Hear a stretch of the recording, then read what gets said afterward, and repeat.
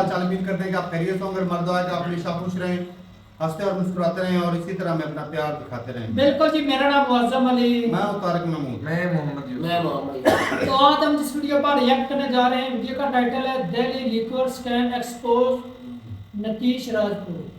तो देखते हैं भाई साहब, ये वीडियो तो काफ़ी मतलब 1-2 दिन पुरानी है, लेकिन केस काफ़ी लंबा पुराना हो गया है। तो देखते हैं वीडियो और अपना रिव्यू कर देंगे। कौन करते हैं 3 1 वीडियो स्टार्ट। तो संजय सिंह के घर पे एक दिन मनीष सिसोदिया और ये लोग मिलते हैं और होटल के बिजनेस सेंटर वाले एरिया में ये लोग इकट्ठे होके डिस्कशन वगैरह कर रहे थे। इस टाइम की सीसीटीवी फुटेज निकलवा ली। विजय नायर के फोन से इसका फेस टाइम कराया गया था और उस कॉल में अरविंद केजरीवाल कहते हैं और एक ब्लैक एसयूवी आती है ओबराय होटल में, इसको पिक करती है और सीएम केजरीवाल का जो रेसिडेंट था उसके बगल वाली बिल्डिंग में उस मनीष सिसोदिया के साथ साथ 36 एक्यूज ने 170 मोबाइल चेंज किए। केजरीवाल कहते हैं कि पंजाब और गोवा के इलेक्शन आ रहे हैं, 100 करोड़ का फाइनेंशियल सपोर्ट चाहिए होगा। इनफैक्ट चाणक्यपुरी के अंदर गुरुद्वारे के 100 मीटर के एरिया के अंदर ही ठेका खोल दिया गया था और इसके साथ साथ एक बियर की पेटी पे 50 रुपए इंपोर्ट फी माफ करी गई। आर कांति लाल अंगड़िया वहां पे ये पैसा पहुंचा है और फिर वहां से आम आदमी पार्टी के देखिए, आपने बड़े बुजुर्गों के मुंह से सुना होगा कि शराब ऐसी चीज है जिसमें लोगों के घर, पैसे, रिश्ते, नाते सब चले जाते हैं। लेकिन इस बार इस शराब ने कुछ ऐसा काम किया है कि देश की राजधानी के सीएम और उनके नेता सबके सबको मुसीबत में लाके खड़ा कर दिया। देखिए, दिल्ली का जो ये लिकर केस है, ये जब भी इसके बारे में पता चलता है तो सबसे पहला क्वेश्चन यही आता है कि इसमें सही कौन है। तो देखिए, इस चीज का फैसला तो हमारे ऑनरेबल कोर्ट करेंगे, लेकिन ये पूरा केस एक्चुअली में है क्या? दिल्ली की न्यू लिकर पॉलिसी, गोवा के इलेक्शन और साउथ ग्रुप के कनेक्शन से दिल्ली के अंदर नेता क्यों पकड़े जा रहे हैं? और सबसे बड़ी चीज, ये ईडी सीबीआई ने कोर्ट के अंदर प्रूफ क्या रखे हैं? ये सारी एक्चुअल डिटेल्स जो है मैं आपके सामने एज इट इज रखूंगा ताकि आपको अपना ओपिनियन बनाने में आसानी हो। कोर्ट के अंदर ईडी और सीबीआई ने टोटल 8 चार्जशीट लगाई थी और एफआईआर और ईसीआईआर को भी अगर आप मिला लें तो टोटल 10 डॉक्यूमेंट हम बोल सकते हैं और ये 10 के 10 डॉक्यूमेंट मैंने खुद पढ़े हैं ताकि एक्चुअल फैक्ट्स क्या है वो आपके सामने रख सकूं। हवाला के किस अकाउंट से पैसा गया, किसने किया और कब किया, चैट्स में क्या था, होटल की जो फुटेज थी, ये सारी डिटेल्स जो ईडी और सीबीआई ने कोर्ट के अंदर रखी है वो मैं आपके सामने रखूंगा। कोई भी चीज मैं अपनी तरफ से नहीं रखूंगा और इन सब के लिंक्स मैंने डिस्क्रिप्शन में लगा दिए हैं, तो आप एक बार वेरीफाई जरूर कर लीजिएगा। देखिए, 2024 की जो शुरुआत हुई थी वो ले ऑफ से हुई थी और बड़ी बड़ी कंपनीज ने हजारों लोगों को ले ऑफ किया था, जिसका एक बहुत बड़ा रीजन था एआई यानी कि artificial intelligence. In fact world economic forum ने भी प्रेडिक्ट किया है कि 85 मिलियन से भी ज्यादा लोग अपनी जॉब खो सकते हैं ड्यू टू एआई। अब देखिए, इन सारी प्रॉब्लम से दूर रहने के लिए बेस्ट है कि आप खुद को एआई स्किल्ड कर लें और अपने फ्यूचर को स्ट्रॉन्ग कर लें। तो इसमें आपकी मदद कर सकता है ग्रोथ स्कूल, जो इंडिया की सबसे बड़ी chat GPT and AI mastery workshop host कर रहा है। लिंक आपको डिस्क्रिप्शन में मिल जाएगा। ये 3 घंटे की इंटेंसिव वर्कशॉप वैसे तो पेड होती है, बट मेरे पहले 1000 व्यूअर्स के लिए बिल्कुल फ्री है। तो चाहे आप कोई टेक प्रोफेशनल हो या फिर नॉन टेक, जैसे सेल्स, मार्केटिंग, फाइनेंस, एचआर या फिर फाउंडर या फिर फ्रीलांसर, यह आपके लिए बहुत बेनिफिशियल होगा। यहां आप सीखोगे कि कैसे एआई की मदद से आप जॉब्स ढूंढ सकते हो, कॉम्प्लेक्स डेटा को एक्सेल शीट्स में कैसे मिनट्स में सॉर्ट कर सकते हो, कैसे आप यूनिक प्रेजेंटेशन बना सकते हो, कैसे स्मार्ट रिसर्च कर सकते हो और सैलरी हाइक ले सकते हो। इस वर्कशॉप को टोटल 1 मिलियन से भी ज्यादा लोगों ने अटेंड किया है, तो आज ही अपनी सीट रिजर्व करिए। सिर्फ 1000 लोगों के लिए फ्री है। लिंक मैंने डिस्क्रिप्शन में दे दिया है। तो टॉपिक पे वापस आते हैं। देखिए कि स्टेट गवर्नमेंट जो होती है उसको अपनी स्टेट चलाने के लिए पैसों की जरूरत होती है और स्टेट जो होती है वो पैसा टैक्स के रेवेन्यू से कमाती है और फिर इसी टैक्स के पैसे को गवर्नमेंट यूज करती है सरकार चलाने और गरीबों के वेलफेयर के लिए। और ये जो स्टेट का टैक्स रेवेन्यू होता है, इसका बहुत बड़ा हिस्सा शराब की सेल से आता है। और दिल्ली के केस में अल्कोहल का जो रेवेन्यू है वो और ज्यादा इंपॉर्टेंट हो जाता है, क्योंकि दिल्ली एक ऐसी जगह है जहां फॉरेन विजिटर्स बहुत ज्यादा आते हैं। फॉरेन विजिटर्स के मामले में दिल्ली वर्ल्ड के 28th नंबर और इंडिया में नंबर 1 पे आता है। इसी वजह से दिल्ली गवर्नमेंट के रेवेन्यू में शराब जो है वो बहुत मेजर रोल प्ले करती है। तो देखिए, होता क्या है कि 4 सितंबर 2020 का दिन था और इस टाइम पे दिल्ली के अंदर पुरानी लिकर पॉलिसी चल रही थी और इस पुरानी लिकर पॉलिसी में यह था कि पूरे दिल्ली के अंदर 864 शराब की शॉप्स होती थी, जिसमें से 475 जो थे वो गवर्नमेंट शॉप्स होती थी और 389 प्राइवेट शॉप्स होती थी। लेकिन अब ये जो दिल्ली के अंदर पुरानी लिकर पॉलिसी चल रही थी, इसके अंदर कुछ प्रॉब्लम्स थी जिसकी वजह से दिल्ली की गवर्नमेंट को बहुत ज्यादा नुकसान हो रहा था। तो अब इसमें क्वेश्चन ये है कि इस पुरानी लिकर पॉलिसी में चैलेंज था क्या? तो देखिए इंडिया के अंदर जो शराब होती है उसके ऊपर वैट लगता है, जीएसटी नहीं लगता है, और सेम चीज दिल्ली में भी होती है। तो पुरानी लिकर पॉलिसी जो थी उसमें यह था कि अगर एक बॉटल शराब की बिकती है तो इस पे दिल्ली गवर्नमेंट 25% वैट लेती है, मतलब कि 100 रुपए की अगर बोतल बिकी है तो उसमें से 25 रुपए दिल्ली गवर्नमेंट के रेवेन्यू में चला जाएगा। लेकिन इसमें कई दुकानदार क्या करते थे, मान लो 1000 बोतलें बेची हैं अगर, तो उसमें से 400 या 500 बोतल की सेल्स दिखा दी और बाकी गवर्नमेंट को दिखाई नहीं, तो इससे गवर्नमेंट की जो कमाई होती थी उसका घाटा हो जाता था। दूसरी चीज ये थी कि जो बार क्लब्स, ये लिकर लाइसेंस के अंदर भी बहुत माफिया आ गए थे, मिडिल मैन बहुत घुस गए थे जो बहुत ज्यादा पैसा बनाते थे। और तीसरी चीज, दिल्ली के जो बॉर्डर स्टेट्स थे जैसे गुड़गांव वगैरह, यहाँ की लिकर पॉलिसी में ड्राई डेज कम थे और वहां सस्ती भी मिलती थी, तो लोग गुड़गांव में शराब लेने चले जाते थे। इन्होंने बॉर्डर पे पुलिस वगैरह रखी लेकिन इस चीज को वो रोक नहीं पा रहे थे। तो दिल्ली की गवर्नमेंट यही कहती है कि दिल्ली के अंदर ये जो लिकर बिजनेस है, इसके अंदर ये जो लिकर माफिया वगैरह घुस गए हैं और इससे नुकसान जो हो रहा है इसको हम जड़ से मिटा देंगे, और ये जो रेवेन्यू दिल्ली का गुड़गांव और बाकी स्टेट्स में जा रहा है उसको भी वापस हम दिल्ली में लेके आएंगे। तो ये सारी बातें बहुत टाइम से चल रही थी। इसके बाद क्या होता है, 4 सितंबर 2020 को केजरीवाल गवर्नमेंट एक एक्सपर्ट कमेटी बनाती है जिसको excise commissioner of Delhi Krishna head कर रहे थे, और केजरीवाल सरकार इस कमेटी को बोलती है कि अब बहुत हो चुका है, दिल्ली के अंदर ये जो लिकर पॉलिसी को लेकर चैलेंजेस हैं इसको सुधारने के लिए आप एक रिपोर्ट तैयार करके लाओ जिससे ये सारी चीजें सही हो सके। और जैसे ये चीज बोली जाती है, एक्सपर्ट कमेटी अपने काम में लग जाती है और करीब 1 महीने का टाइम लेती है, और उसके बाद 13 अक्टूबर 2020 को एक रिपोर्ट प्रेजेंट करती है, और फिर 5 फरवरी 2021 को दिल्ली गवर्नमेंट दिल्ली कैबिनेट के अंदर इस न्यू पॉलिसी को सारी चीजें सही करके एक रिपोर्ट बना के पेश करती है। और इस रिपोर्ट को लेके बहुत सारी चीजें बोली गई कि गेम चेंजर है, मास्टर स्ट्रोक है। उस समय पता नहीं था कि इसकी वजह से सारे के सारे जेल में जाएंगे। अब इसके बाद दिल्ली के जो डेप्यूटी सीएम थे यानी कि मनीष सिसोदिया जी, ये एक्साइज डिपार्टमेंट देखते थे, और सिर्फ एक्साइज डिपार्टमेंट ही नहीं, 33 पोर्टफोलियो में से 18 इन्हीं के पास थे। केजरीवाल गवर्नमेंट में ये बहुत ही पावरफुल थे और सीएम केजरीवाल जो थे वो इन पे बहुत भरोसा करते थे, इसीलिए बाकी एमएलए को छोड़ के एक अकेले आदमी को 18 पोर्टफोलियो दे रखे थे। तो ये जो न्यू पॉलिसी थी इसके भी कर्ता धर्ता मनीष सिसोदिया जी थे। तो इसके बाद क्या होता है, मनीष सिसोदिया जी के साथ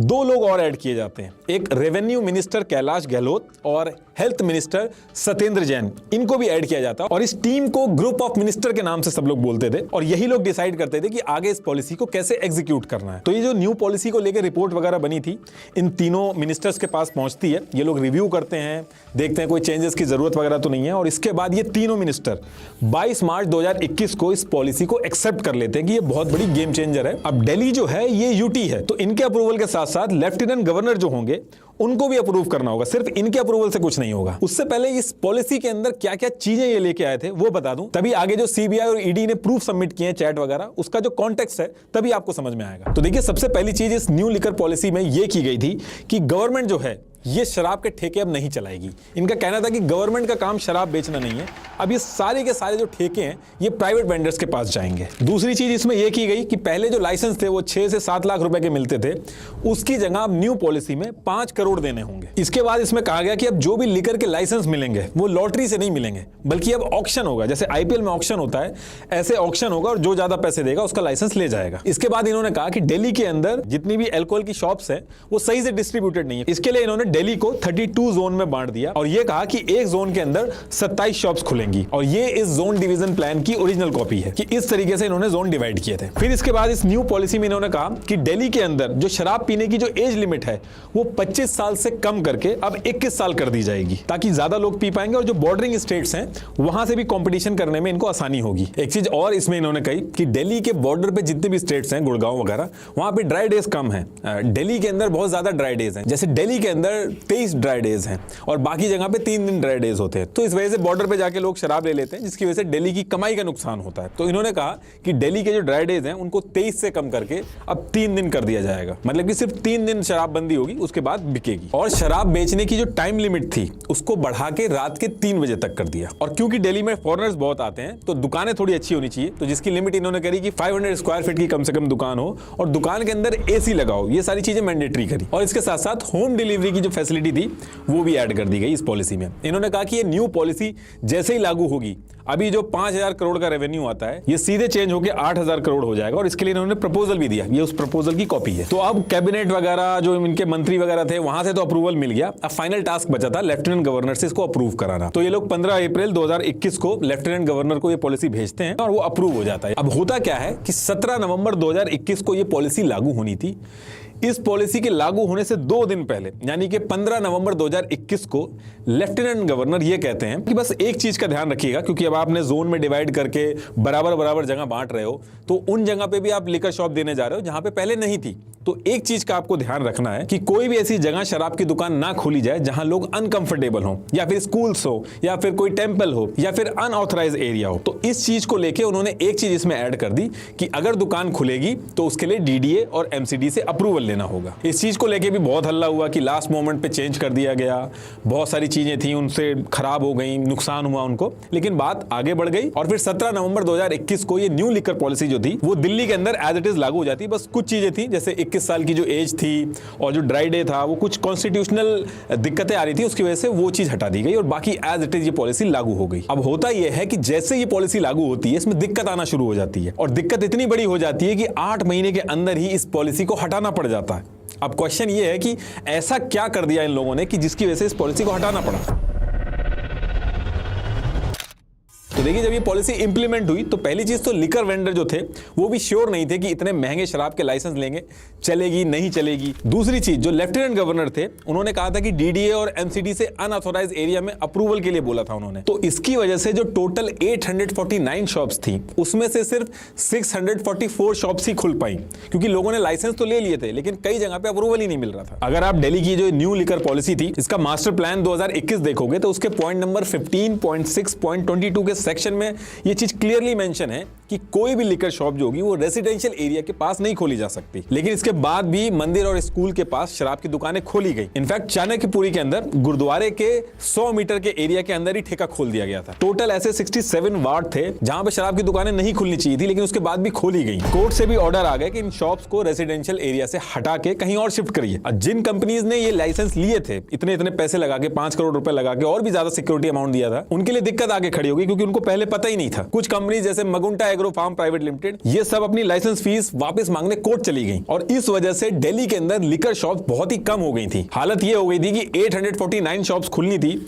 उसमें से 600 बची और फिर बात ये हो गई थी कि 400 से भी कम ये होने वाली है। और इसकी वजह से साकेत, महिपालपुर, कमला नगर, गोविंदपुरी, जहां शराब का बहुत ज्यादा कंजम्पशन होता है वहां पे शॉर्टेज होने लगी। लेकिन कुछ चीजें ऐसी हुई कि दिल्ली गवर्नमेंट की इंटेंशन को लेकर भी लोग क्वेश्चन करने लगे। न्यू पॉलिसी के हिसाब से यह था कि जो मैन्युफैक्चरर होगा, जो शराब बनाएगा, वो कभी भी रिटेल का काम नहीं करेगा, यानी कि उसको लाइसेंस नहीं मिलेगा। मतलब कि बनाने वाला अलग होगा, बेचने वाला अलग होगा, मोनोपोली ना हो। लेकिन ये चीज फॉलो ही नहीं हुई।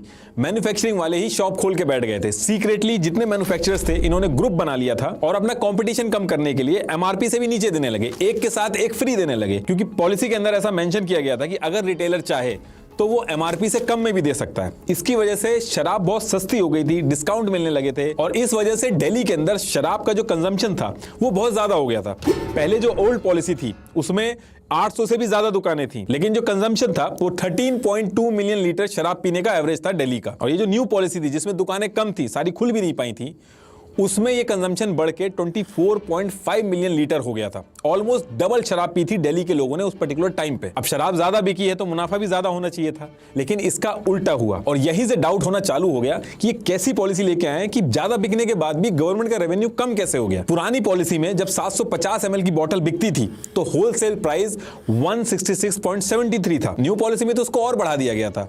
188.41 हुआ था। ये होलसेल का प्राइस है। रिटेलर का जो प्राइस पहले 530 था वो बढ़ के 555.76 हुआ था। शराब भी ज्यादा बिकी लेकिन सरकार का घाटा हुआ।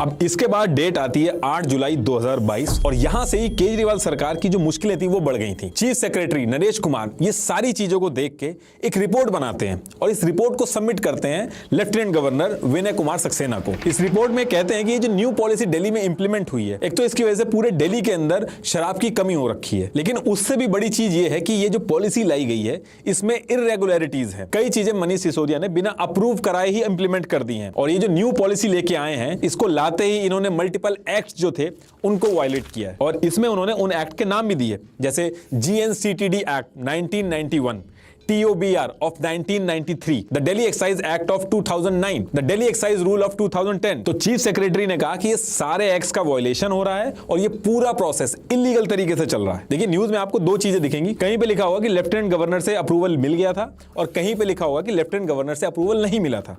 तो एक्चुअल में इसमें यह है कि जो मेन पॉलिसी थी उसका अप्रूवल तो मिल गया था, लेकिन मेन पॉलिसी इंप्लीमेंट होने के बाद कुछ चेंजेस किए गए थे, उनका अप्रूवल नहीं लिया गया था। तो वो जो चेंजेस थे वो इन्होंने खुद कर दिए थे बिना गवर्नर के अप्रूवल के। और सिर्फ इतना ही मेंशन नहीं किया था चीफ सेक्रेटरी ने इस रिपोर्ट में, इसमें लाइन बाय लाइन मल्टीपल चीजें मेंशन की थी। सबसे पहली चीज बोली कि पॉलिसी के हिसाब से मैन्युफैक्चरिंग कंपनी जो होगी वो शराब की शॉप नहीं खोल सकती। अगर वो बनाएगी शराब यानी मैन्युफैक्चरिंग में रहेगी तो वो उसको बेच नहीं सकती, कोई और बेचेगा उसको। लेकिन इसमें इन्होंने कहा कि मैन्युफैक्चरिंग कंपनी डायरेक्टली इन्वॉल्व थी, प्लस जो कंपनियां ब्लैक लिस्टेड थी उनको भी लाइसेंस दिए गए। जैसे इन्होंने खाओ गली लिमिटेड का एग्जांपल दिया, ये दिल्ली के अंदर बैंड थी क्योंकि इसने पास में कुछ गड़बड़ करी थी, लेकिन उसके बाद भी इसको जोन 2 और जोन 3 के लाइसेंस दिए गए। फिर आगे इस रिपोर्ट में बोला गया कि लाइसेंस देने के टाइम पे एक कंपनी थी जिसने 30 करोड़ रुपए डिपॉजिट किए थे, लेकिन हुआ क्या कि इस कंपनी को एयरपोर्ट से एनओसी नहीं मिला। तो दिल्ली गवर्नमेंट ने क्या किया कि बिना किसी कैबिनेट या गवर्नर से अप्रूवल लिए ये जो 30 करोड़ थे इसको वापस कर दिया, जो कि दिल्ली एक्साइज रूल 2010 के पॉइंट 4811B का वायलेशन है। इस रूल के हिसाब से डिपॉजिट अमाउंट किसी भी कंडीशन में वापस नहीं किया जा सकता। इसके बाद इसमें यह कहते हैं कि कोविड के टाइम पे कुछ कंपनीज थी जिनकी लाइसेंस की फी पेंडिंग थी, करीब 144 करोड़ रुपीस थे सबके मिला के, जिसको मनीष सिसोदिया ने बिना किसी के अप्रूवल के इसको माफ कर दिया। और इसके साथ साथ एक बियर की पेटी पे 50 रुपए इंपोर्ट फी माफ करी गई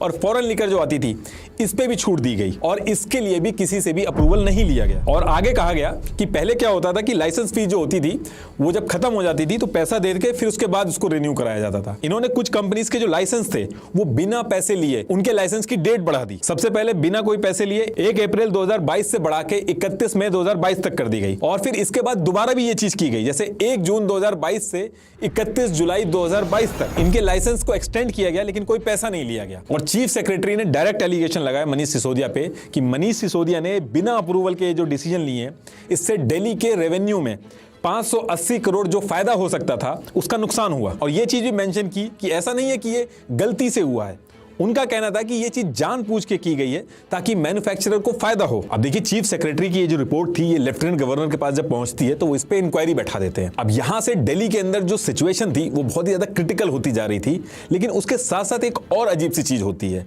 मनीष सिसोदिया ये सारी चीजें देख के 31 जुलाई 2022 को ये जो न्यू लिकर पॉलिसी थी इसको हटा देते हैं और जो पुरानी लिकर पॉलिसी थी उसको दोबारा से लागू कर देते हैं।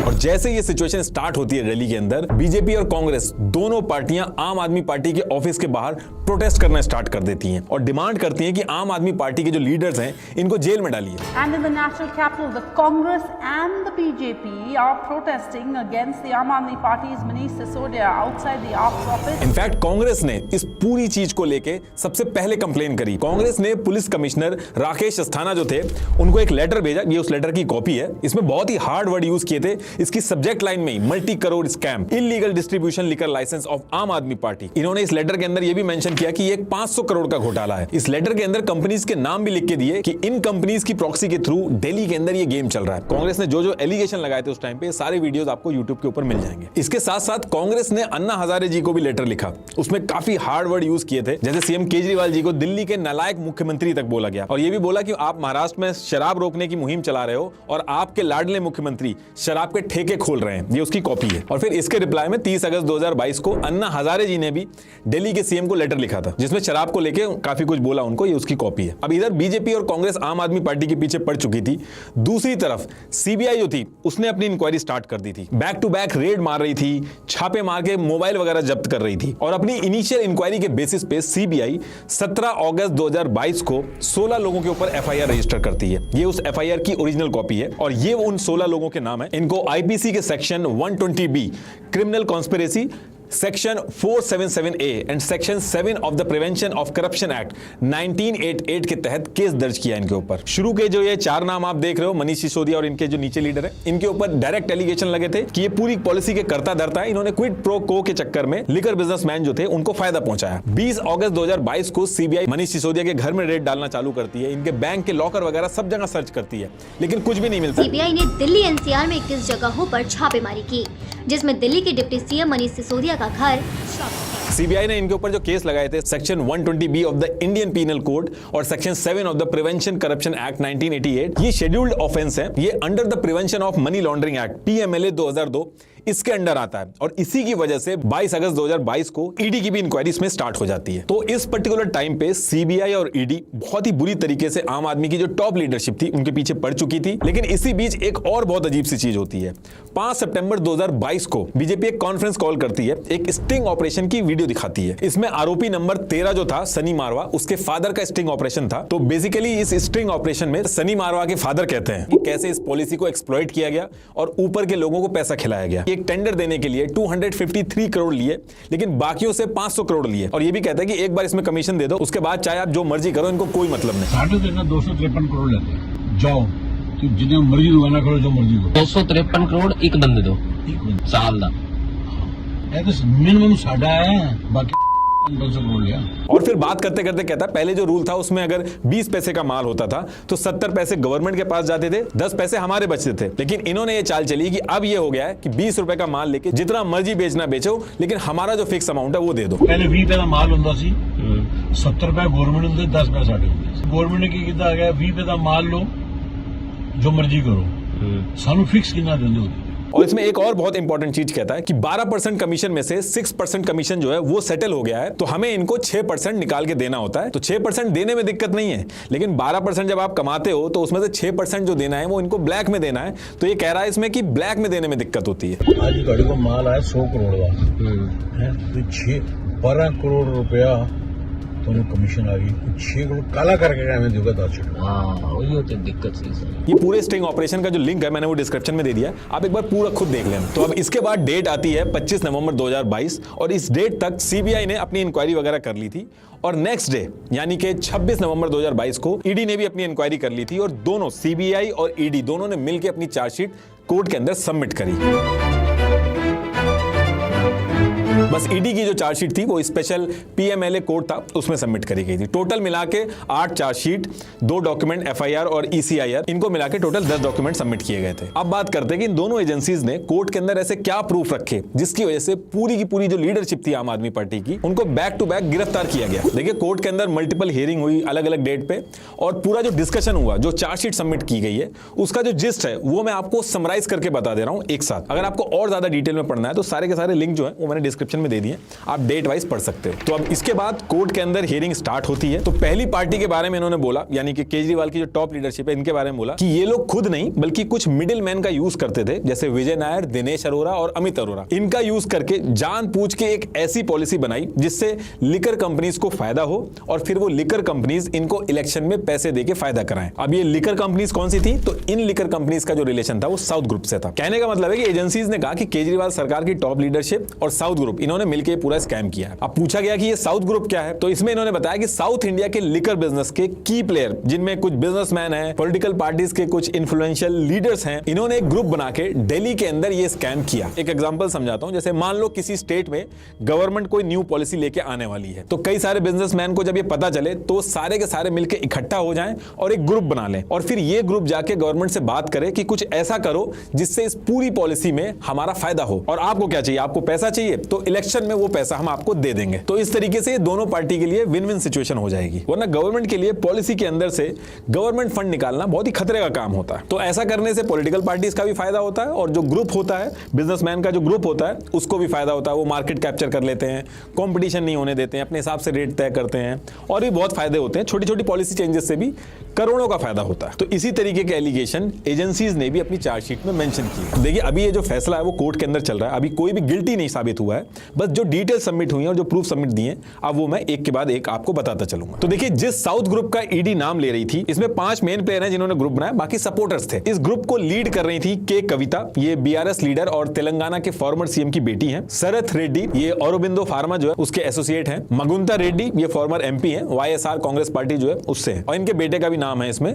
राघव मगुंता। ऐसे ही इसमें अरुण रामचंद्र पिल्ला, अभिषेक बोइनपल्ली और बुच्ची बाबू जो कि सीए था कविता का। तो ये सब मिला के एक साउथ ग्रुप फॉर्म होता है। अब साउथ ग्रुप की डिटेल्स देने के बाद ईडी कहती है कि आम आदमी पार्टी की जो टॉप लीडरशिप थी, इन्होंने 3 मिडिल मैन रखे थे साउथ ग्रुप से डील करने के लिए। इन सब के चैट्स वगैरह, हवाला के किस अकाउंट से कब पैसे ट्रांसफर हुआ, अभी ये सारी चीजें मैं आपके सामने रखूंगा। तो एजेंसीज जो थी वो आम आदमी पार्टी की जो टॉप लीडरशिप थी, उनके जो मिडिल मैन थे, इनके भी नाम बताती है। विजय नायर, दिनेश अरोरा और अमित अरोरा, और भी थे लेकिन ये मेन थे। तो इस पूरे प्रोसेस को एग्जीक्यूट करने के लिए इन 3 लोगों के नाम लेती है और फिर इसके बाद इनकी भी डिटेल्स शेयर करती है।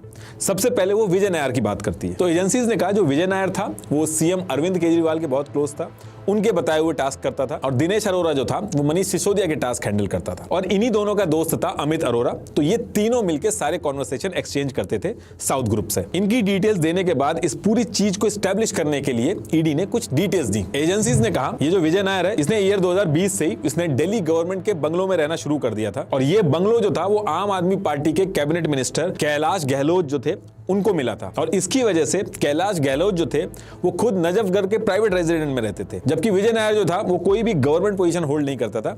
ये बस आम आदमी पार्टी का जो मीडिया एंड कम्युनिकेशन था उसका इंचार्ज था। और विजय नायर जो था वो अरविंद केजरीवाल के कैंप ऑफिस, मतलब कि टेम्परेरी या फिर सेकेंडरी ऑफिस जो होता है वहां से ऑपरेट करता था। और ये सारी चीजें विजय नायर ने अपने official statement under section 50 of PMLA 2002 में कंफर्म किए और इसके स्टेटमेंट भी सबमिट किए। अब इसके बाद एजेंसी जो थी वो नाम लेती है दिनेश अरोरा का, और इसके बारे में बताया कि मनीष सिसोदिया के जो टास्क थे वो साउथ ग्रुप तक एग्जीक्यूट करता था। ये जो दिनेश अरोरा है, इसकी कई सारी रेस्टोरेंट की चेन है। ये जो अनप्लग्ड कोर्टयार्ड है ये भी इसी का ही है। और ये नेशनल रेस्टोरेंट एसोसिएशन जो है NRAI, इसकी कमेटी का मेंबर भी है। और इससे पहले यूट्यूब पे जो AI भी आता था उसको भी मैनेज किया इसने। तो कुल मिला के दिल्ली के अंदर इसका बहुत बड़ा सर्कल है। तो इसके लिए ईडी कहती है कि दिनेश अरोरा ने दिल्ली के मल्टीपल रेस्टोरेंट ओनर्स जो थे उनको एनकरेज किया कि आम आदमी पार्टी के लिए वो फंड रेज करें, जिसमें कोई गलत बात नहीं है, फंड रेज किए जा सकते हैं। लेकिन उन्होंने कहा कि ये जो रेस्टोरेंट ओनर्स थे उनको बिजनेस में कुछ फायदे भी दिलवाता था ये। और इसके बाद कहा गया कि दिनेश अरोरा के पास उसका एक पुराना दोस्त अमित अरोरा आया था। ये गुड़गांव के अंदर एक कंपनी है बड़ी रिटेल प्राइवेट लिमिटेड, उसका डायरेक्टर है। ये आके इससे कहता है कि दिल्ली में कुछ रेस्टोरेंट का काम वगैरह करना है इसे, तो इसके लिए वो मनीष सिसोदिया से मिलना चाहता था। और इसकी बात मान के दिनेश अरोरा डायरेक्ट मनीष सिसोदिया के पास नहीं ले जाता है,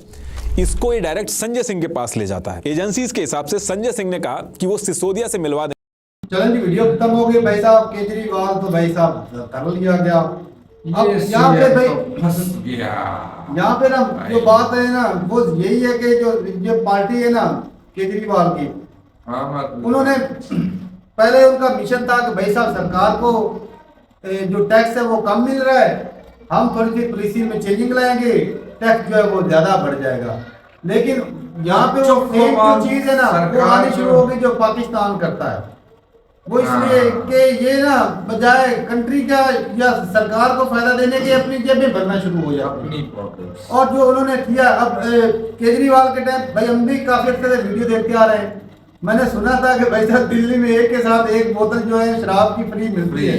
जैसे जो राजधानी वाले उतर देते थे, एक के नाइट फ्री देते थे। वही तो भाई, अब जो देख लो कंजम्पशन जो है वो बढ़ गई है। बिल्कुल। लेकिन सरकार का जो टैक्स है वो कम हो गया है।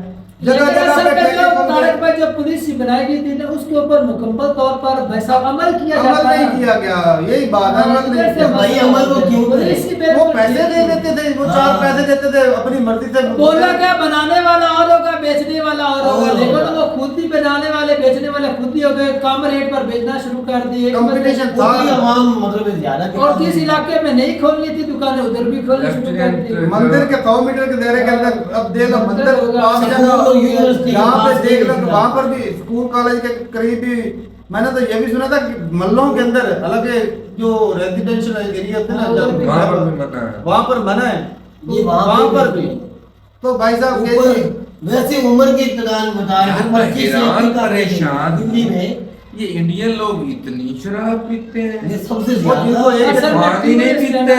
वो जिनको एक बोतल मिलती थी पहले वो 2 पीना शुरू कर देते थे। क्या बात, उनकी तो मौज यार बिल्कुल पुलिस बहुत अच्छी थी। वो 8 से रात के 8 बजे तक को मारनी गोली। तो भैया ये ऐसी पेशकश मैंने सुना था पाकिस्तान में पेश की गई थी। वो चर्च पर कह रहे थे, नहीं गुटके पे, नहीं गुटके पे पहला बिल आया था चर्च के ऊपर। ये जो चर्च है हाँ पास नहीं हुआ, पास नहीं। 2018 में गुटके और इसके ऊपर बात हुई थी और तीसरा वो लड़कों वाली बात पे भी बात हुई थी कि तीनों ही बैन कर दिए गए। वो खान साहब ने की होगी बात, क्योंकि नहीं, नहीं। किसानी होती है। खान साहब ने गुटखा, ये बीड़ा रखना और वो जो ये वही होते हैं जो बेचते हैं, ये तीनों को बैन कर दिया था। ग्रुप बन के आता है ना असल में इसके अंदर मुनाफा अच्छा है। बिल लेके फजलू आया था, फजलू का बेटा था डिप्टी मिनिस्टर। लेकिन भाई साहब केजरीवाल ने एक तो जो सारी पावर का गलत इस्तेमाल किया, टोटल ये जो ठेकेदार थे शराब खराबी बेचने कब वाले, होती है, खराबी कब होती है जब पावर का गलत गलत इस्तेमाल। इस्तेमाल तो ये किसी गलत अगर ही है। शोभा ये सारा कोई तरीका नहीं का होगा। कानूनी तरीके से होता जी। तो हो सकता है भाई साहब इसमें कंट्री को भी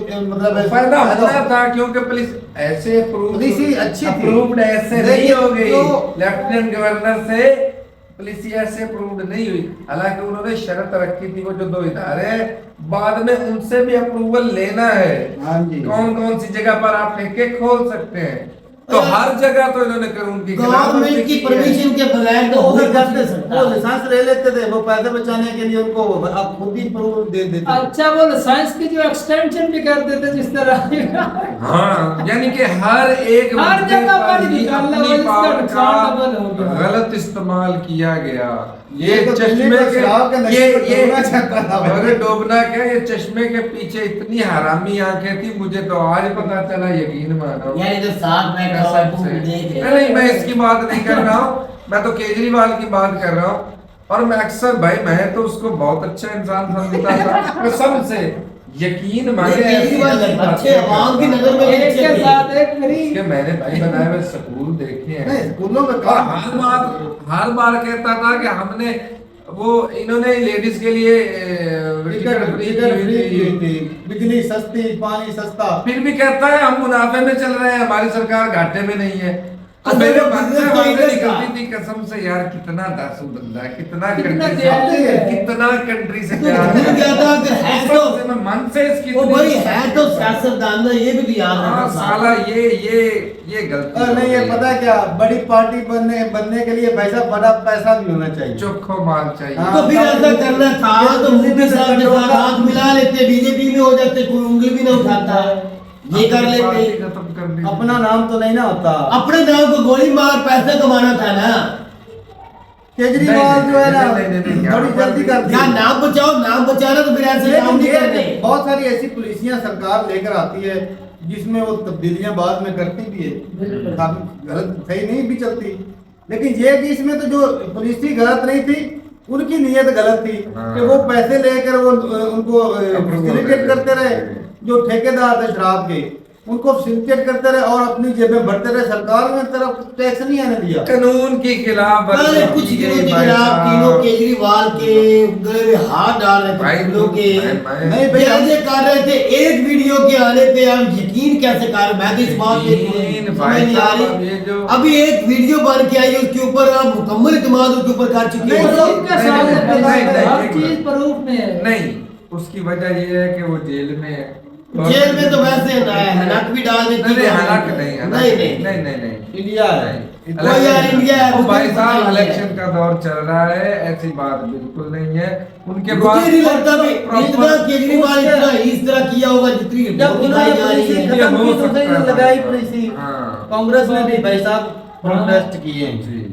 ऐसा नहीं कि वो तो सिर्फ होते बीजेपी रहे। कर रही है, कांग्रेस भी कर रही है। वो तो होते रहे ना। हाँ, तो फिर कोई ना ये कोई भी है। तो मामला तो था। भाई तो फिर अब क्या बनेगा, फिर केजरीवाल जो है एक लंबी सजा हो नहीं, जाएगी। लंबी सजा भी तो कोर्ट में साबित होगा ना भाई, सारा कुछ। ये तो ये जो वीडियो आपने देखी इसमें तो साबित हो गया है ना। इससे साबित नहीं होता। अभी तक अभी केस चल रहा है। केस तो चल रहा है, इंसान के तौर पे साबित पक्का हो ये जाता है। उसके खिलाफ जो सबूत है ना, अच्छा वो फिर क्या होगा बता अगर साबित हो जाता है अदालत में? सजा होगी इसको, जो भी है उसने कांड किए हैं फिर वो सारा भुगतना पड़ेगा पैसा जो कमाया। यार अदालत लेगी पैसा कानून के तौर पे। के मुताबिक होगा, जो भी सजा वो होगी। कि पाकिस्तान की तरफ सिर्फ अदालत की सजा होगी, कुछ लेना देना नहीं। वो भाई मुझे नहीं पता, मुझे तो ऐसा पूछ रहा है कि मैं जज बैठा हूँ सर। नहीं, एक अंदाजा भी होता है आपको। लेकिन इंडिया की हाँ, अदालत कई अच्छी अदालतों में इंडिया आपका की जो मन कर रहा है ना कि उसकी सुनाई मौतों की, वो नहीं होगी। हाँ। तो कैदी नंबर 408 नहीं होगा। 804 की 408। 804। अरे यार पता भी नहीं। अब तो 300 रुपए का जूता पैसा खरीद, वो आपके जो मुर्शिद आपके पाँव में आ जाएगा। हाँ, इसके नंबर नहीं वो नंबर आएगा, मुर्शिद नहीं आएगा। मुर्शिद का यार, नंबर इसके बारे में इतना ट्रेंडिंग चल रही है अभी। चल रहे यार केजरीवाल दिल लाते गया भाई। हाय, इमरान खान की तरह। गटरों का पानी फेर दिया उम्मीदों का। चले नहीं भाई, बाकी हिस्सा यार, जो अब क्यों बाद में भूल जाते भी अभी- सियासतदान है। अभी इस वीडियो में ये यहाँ बहुत पर कुछ सीखने गलती को हो मिलेगा भाई जाती साहब, है। बहुत कुछ सीखने को मिलेगा। लेकिन इस वीडियो जितनी हमने देखी इसमें यही सीखा है भाई कि केजरीवाल जो है वो सरकार को फायदा देने की बजाय खुद फायदा लेते रहे हैं बिजनेसमैनों अपनी से, कैबिनेट और को देता रहा। कंजम्पशन भी बढ़ाई है, जगह जगह पर ठेके खोले हैं, शराब का नशेड़ी लोगों को ज्यादा बनाया है, स्कूल कॉलेज के करीब, मंदिर के करीब, रेजिडेंट शराब इंतजाम कर दी। एरिया के करीब जो है शरेआम की गई है शराब। इससे ये हुआ कि भाई इससे साहब नौजवान पेशे पे लग जगह जाएंगे। जगह पे शराब का ठेका होगा, अभी लग खराबी जाएंगे, होगी। अक्सर शराब के नशे में मतलब खराबी जो पी रहे होती शराब, है। अभी लग जाएंगे। इस तरह नौजवान नस्ल को नुकसान है ये जो भाई। एज कम कर रहे थे ना, मेरी सोच के मुताबिक ये तो 21 साल मैं तो की कहता है। हूँ भाई शराब वैसे बंद होनी चाहिए, नौजवानों को नशे से दूर रखना मैं तो चाहिए। कहता हूँ जितनी यूनिवर्सिटी तक एज होती है उतनी तक तो भाई साहब नशा वैसे ही आराम कर दे। बिल्कुल, जब तक नौजवान पढ़ लिख नहीं जाते उस वक्त तक रखना चाहिए, गवर्नमेंट करे कि उस वक्त तक अपनी। ऐसा ना कि बंदा यूपीएससी की तैयारी कर रहा हो, साथ में पैक लगा रहा हो। तो जब इम्तिहान देना हो नशे में लिखना कुछ और, लिखता कुछ और है, तो फिर ये बात में नींद कम तो फिर इसमें नशे में। ले इस बंदे की सुन लो भी, नींद कम आती, मैं कहता होश ही नहीं रहती। इतने सोने तू के कहता था ये अच्छा बंदा है, ये बहुत अच्छा नशा है। भाई साहब, नशे में नींद आती है, ये वैसे ही है, होश में और नहीं मामा आती है। शराब पियोगे फिर तुझे होश कहाँ होगी? असल में पी नहीं है ना भाई। मैंने तो पी हुई है। चलो ऐसे ऐसे ऐसे कर लेता है ना भाई, तौबा। नहीं भाई मैंने पी है, ऐसा हम नहीं तो भाई नहीं आप- पी है भाई साहब। हमने तो हाथ लेकिन भी वो नहीं लगाया बड़ा भाई। बड़ा बड़ा नशेड़ी नहीं बना, लेकिन पी है मैंने, लेकिन अब नहीं पीता काफी सालों। कितने साल हो गए तकरीबन? 25 साल। नहीं नहीं 10-12 साल हो गए शराब को भाई साहब हाथ भी नहीं लगा। तो ठीक है भाई, अपनी राय जरूर बताइएगा कमेंट सेक्शन में। मिलते नहीं वीडियो के साथ, तब तक के लिए इजाजत देंगे। अल्लाह हाफ़िज़।